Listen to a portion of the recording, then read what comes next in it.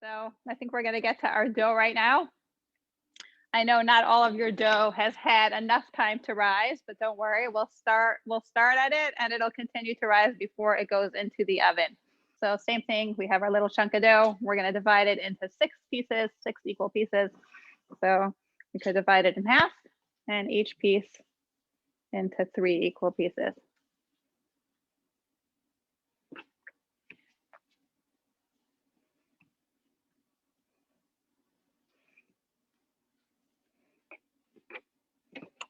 If you have nice even pieces here, it's most likely that you'll have the same length strands as you're going along. So same thing over here. I'm gonna roll it out because we have 6 over here. It's gonna be a smaller, a little bit of a shorter challah. And I'm gonna roll these out a little bit more this time. So it'll be a little thinner, but a good length. So again, squeezing the strand, just trying to get it even all the way down. And then giving it a really good roll.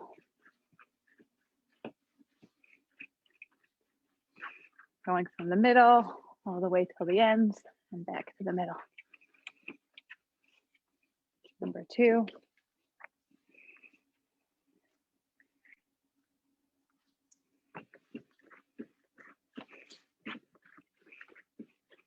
And we're gonna go all the way to 6. We have our 3rd one over here.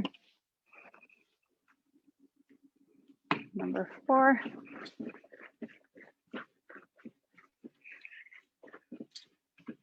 Now there's all different kinds of diagrams on how to make a 6 braid challah, and some people can look at a diagram and just see it and get it right away. For me, I was always more hands-on. And when I was teaching my girls how to do challah, I kind of made up this silly little story for them. And some of you, I think, have heard it before in the past at some other challah bakes that we've had, but it's something that helped teach them how to make the challah. So I'm going to share it with you today, although it feels a little silly. And it goes like this. So we've got our 6 strands here. We're going to do the same thing and give it a pinch on the top.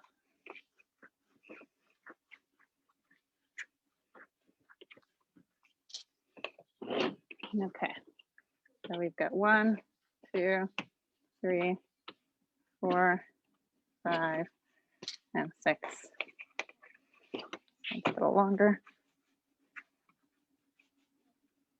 There we go.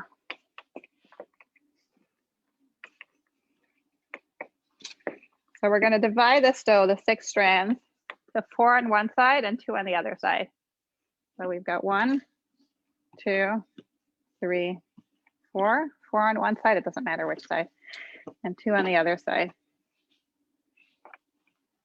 The first thing we're going to actually do is we're going to just cross your hands over and just switch them over, just like that. Gives it a nice beginning look. So we're always going to be working with the 4 side, starting with the side that's 4, and we're going to be working with the top 2, so the ones that are up on top, and we're going to bring them to the other side. So this is how it goes. There's 2 children, and they're running outside for a walk, and we always want to have mommy and daddy, one of them in the front and one of them in the back, so the children are protected. So we want to have a mommy here and a daddy here. So you just lift up the 2 pieces of dough. You're not crossing your hands or anything, just lifting them up and turning, and you're putting mommy in the front, daddy in the back, or the other way around, whatever. And same thing again, we have our story all over again. There are the 2 children. We're working with the top 2, and just lift it up and put one in the front and one in the back. And we just keep doing that. We're working with the top 2. We just lift it up and put one in the front and one in the back. 2 children running on the other side, lift up the 2 and just turn, one in the front, one in the back, and you just keep going until it is finished. You're working with the top 2, bringing it to the other side, working with the top 2, one in the front, one in the back. You can constantly readjust it so you can easily see where your 4 is, where your 2 is. But again, working with the top 2, just lifting it up, and one in the front, one in the back. There's our 2, there's our 4, top 2, lifting it up, one of the front, one of the back.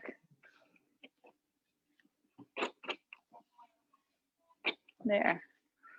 There's our top two. Here, we'll move that over so we can see there's the 4.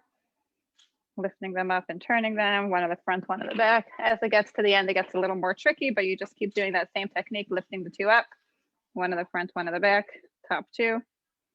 And keep going until you are at the end. And then you just kind of give it a nice squish all together and tuck it under like that. And same thing with the top. You can give it a nice little, you could either tuck it under, or you could even, if there's a big part that you don't like how it looks, you take a little piece off and tuck it under just like that. And there you have it, is your 6 braid challah.